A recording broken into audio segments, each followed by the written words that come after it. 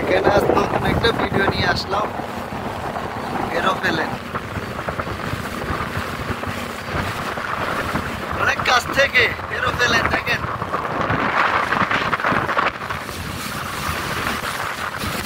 অনেক সুন্দর, অনেক সুন্দর।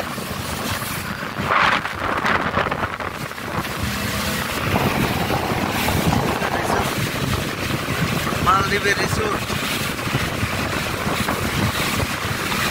এখানে এক রাত ঘুমাইতে হলে আপনাকে গুনতে হবে প্রায় বাংলা 1,00,000 টাকা।